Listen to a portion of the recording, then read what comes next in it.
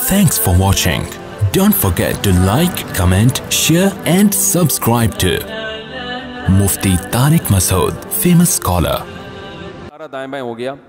تو میں یہ عرض کر رہا تھا کہ قرآن مجید میں اللہ تعالیٰ نے نبی کو حکم دیا کہ ان سے کہہ دیجئے میری اس دعوت میں کوئی لالچ نہیں ہے. تو جو بات میں کر رہا تھا, دعوت میں نہ پیسوں کی لالچ ہونی چاہیے, نہ عزت مطلوب ہو, نہ اپنے آپ کو اونچا دکھانا مطلوب ہو. دعوت جھک کے دی جاتی ہے. دیکھو تبلیغی جماعت اتنی کامیاب کیوں ہے, اتنی کامیاب ہے, حالانکہ ایک پیسہ بھی نہیں ملتا. کھانا, چائے, نسوار, پان, گٹکا سب اپنے خرچے پہ. جب آپ ایک سال جنگلوں میں پیدل لگا کے آؤ گے تو کوئی ایئرپورٹ پہ پھول لے کے کھڑا ہوا نہیں ہوتا ہے بھائی. نہ دفتر میں کوئی انکریمنٹ لگ جاتا ہے, نہ گورنمنٹ کی طرف سے کہ ماشاء اللہ, چونکہ ان کے کوئی سرٹیفکیٹ بھی نہیں ملتا. آپ بتاؤ میں سال لگا کر آئے ہوں, وہ اگلا کیا ثبوت ہے؟ کہ بھائی ثبوت تو کچھ بھی نہیں ہے. مدنی مسجد فون بھی کرو گے شاید وہ بھی کہہ لیں ہم تو جانتے ہیں نہیں اس بندے کو, ہے کون. کچھ بھی نہیں مل رہا ہوتا, پھر بھی اتنی کامیاب کیوں ہے؟ پھیلتا ہے, جو کام پھیل رہا ہے. وجہ کیا ہے کہ جب یہ دعوت دینے کے لیے جاتے ہیں تو اپنے آپ کو چھوٹا بنا کے, یہ نہیں کہ ہم تیرے کو سکھانے آئے ہیں, تجھے کچھ پتہ ہے نہیں بھائی, ہم سیکھنے آئے ہیں, آؤ مسجد میں بیٹھ کے مذاکرہ ہوگا, ہم بھی سیکھیں گے, آپ بھی سیکھیں گے, ہم نے تو خود کلمہ پڑھا ہے تو ہم سیکھنے والے. تو یہ جو سیکھتے اور بھائی اور عزت اور کوئی یار کیا کیا باتیں آتی ہیں دماغ میں, کھوپڑی میں. ابھی میں ایک واقعہ سنایا نا, جس نے مجھے سنایا تو بس میں آنکھوں سے ضبط نہیں کر پا رہا تھا.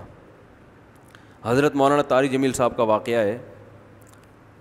ایک شخص آیا مجھ سے ملنے کے لیے, خواجہ سرا ہے. میں تو پہلی دفعہ زندگی میں کوئی خواجہ سرا مجھ سے ملا. میں سمجھا کہ پراپر آدمی ہے, اتنی بڑی اس کی داڑھی اور رنگ ماشاء اللہ بڑی مردانہ وجہ. لیکن جب بات چیت کا انداز ہوتا ہے تھوڑا سا, وہ ایٹیٹیوڈ سے اندازہ ہو گیا کہ یہ مکمل مرد نہیں ہے. تو اس نے مجھے خود بتا دیا میں خواجہ سرا ہوں. میں نے کہا بھائی ہم سے ملنے کے لیے کیسے آئے آپ, اتنی بڑی داڑھی آپ کی. اس نے اپنا جو واقعہ سنایا نا, میں 3 دفعہ وہ واقعہ سناتے ہوئے رویا ہوں. اور جب وہ سنا رہا تھا اس وقت میرے آنکھوں سے آنسو نکل رہے تھے. اس نے یہ ابھی بھی میرا بیان سنتا ہے وہ. اس نے واقعہ سنایا کہ میں جب پیدا ہوا تھا نا تو میں خواجہ سرا تھا. گھر میں ایسا بچہ پیدا ہو جائے والدین کی طرف سے عزت نہیں ملتی.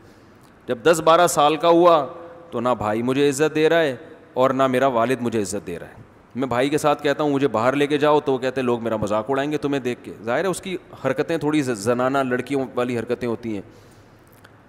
اور والد بھی کہیں محفلوں میں نہیں لے کے جا رہے, ایک مذاق اڑایا جاتا ہے. کہنے ایک دفعہ میں کہیں گزر رہا تھا تو یہ جو ہوتے ہیں نا خواجہ سراؤں کی پوری ایک جماعت تھی, انہوں نے مجھے پہچان لیا, دیکھا اتنا اچھا. اس وقت نہ اس کی داڑھی اور یعنی اس میں خواتین والی ہی علامتیں تھیں زیادہ. تو انہوں نے مجھے کہہ رہے ہیں اتنی عزت دی, کھانا کھلایا اور اپنے گرو کے پاس لے کر گئے. اور گرو نے کہا کہ تم ہمارے ایجنٹ بن جاؤ, ہم تمہیں پھر ڈانس ماس کروائیں گے, آدھے تمہارے آدھے ہمارے, جو بھی اس کا سیٹ. کہہ رہے مجھے پہلی دفعہ کہیں عزت ملی. تو لیکن میرے ابا کو پتہ چل گیا تو ابا نے لا کے طبیعت سے کوٹ دیا, ٹھیک ہے نا, کہ دوبارہ ان میں نہیں بیٹھنا. ٹھیک ہے ہم نے توبہ کر لی بھائی, یہ برے لوگ ہیں, ڈانس ماس اچھی چیز نہیں ہے, ٹھیک ہے. تو اب کیا ہوا, کہتے ہیں کہ پھر جو ہے نا کچھ دنوں میں کہیں کسی سے جھگڑا میرا ہوا کسی بات پہ, تو اس نے انتقام لینے کے لیے شکایت لگا دی ابا کو کہ یہ دوبارہ ان کے پاس گیا. حالانکہ وہ جھوٹی شکایت تھی.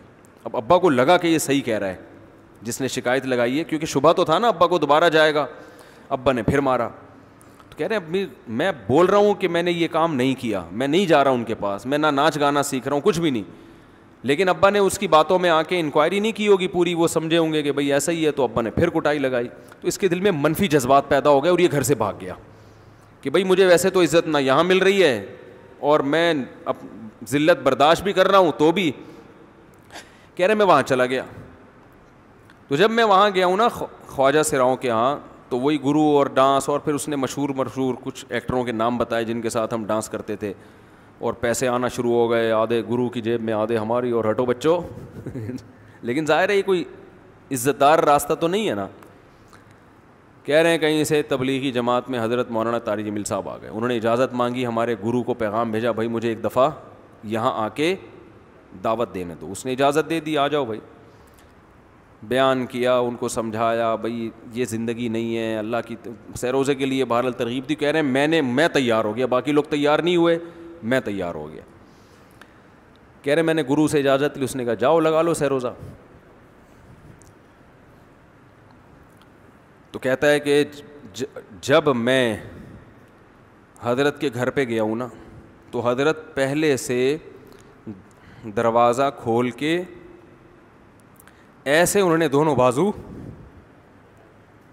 پھیلائے ہوئے تھے استقبال کے لیے, پہلے سے کھڑے ہوئے تھے علماء کے ساتھ.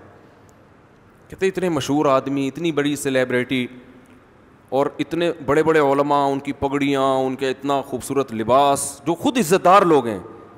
کہہ رہے ایسے جو ہے نا میرے استقبال کے لیے دونوں بازو پھیلا کر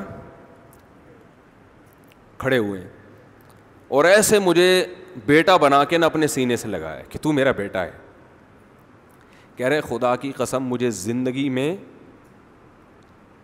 پہلی مرتبہ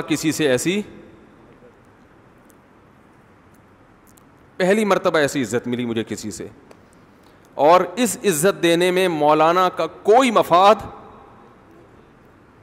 بولو بھائی, کچھ بھی, بلکہ ذلت ہو گئی نا. لوگ کہتے ہیں خواجہ سرا کو بیٹا بنایا ہوا ہے, اور اس وقت تو اس میں بیچارے میں کچھ زنانہ سی علامتیں بھی تھیں. تو خواجہ سرا کو کیا دے رہے ہیں, عزت دے رہے ہیں. کیا کسی تاجر پہ محنت کرو تو تھوڑا چندہ دے دے گا مدرسے کو, ایسا ہی ہے نا. اور کسی افسر پہ محنت کرو تو تعلقات کیا ہو جائیں گے, جب وہ دین پر آئے گا تو اس سے کیا فائدہ. اس کو تو باپ ایسے ان لوگوں کو ریجیکٹ کر دیتے ہیں, بھائی اپنانے سے. کہہ رہے مجھے یہ اپنا رہے ہیں, ایسے سینے سے لگایا انہوں نے, اور مجھے سہ روزے کی جماعت میں اپنے ساتھ لے کر گئے, کھلاتے تھے, بڑا خیال رکھوایا میرا. کہہ رہے اس کے بعد پھر میں نے گرو سے اجازت لی. وہ گرو چھوڑتے تھوڑی, ان کو پیسے ویسے دیے, جان چھڑائی نا, وہ بھی غلامی کی طرح نکلنا پڑتا ہے. پیسے دیے پتہ نہیں کتنے لاکھ یا کتنے ہزار روپے, وہاں سے پھر نکل کے 4 مہینے اس میں بھی خیال کیا. تو پھر تبلیغ کے بزرگوں سے ملا, پھر انہوں نے پورا مجھے بتایا کہ بھائی تم یہ علاج کرو تاکہ تمہارے اندر یہ زنانہ علامتیں ختم ہو. تو وہ علاج کر رہا تھا ماشاء اللہ, انجیکشن لگے, انجیکشن میں ڈاکٹروں کی بھی مدد کروائی. یہ ایسی NGO ہے میرے بھائی جس کو کوئی بھی NGO نہیں کہتا, نہ ان کے کوئی اشتہار آ رہے ہیں. کتنے لاکھوں لوگوں کو اس طرح سے یہ لے کر بھی آئے اور ان کے مسائل بھی حل کیے, مگر نہ کوئی ویڈیو بن رہی ہے, نہ کوئی اشتہار آ رہا ہے. یہ تو اس نے خود مجھے بتا دیا نا, اور اس نے کہا ایسے سینکڑوں لوگوں کے ساتھ ہوا ہے. تو اس کی ماشاء اللہ اب داڑھی نکل گئی. اس نے کہا آہستہ آہستہ میں اللہ سے امید ہے کہ مکمل مرد بن جاؤں گا میں. تو یہ ہے وہ دعوت جس میں آپ کا کوئی مفاد بولو نہیں ہے. تو دعوت کے کام میں جب تک اس درجے کا اخلاص نہیں ہوگا, اس وقت تک آپ کی دعوت میں جان پیدا نہیں ہوگی.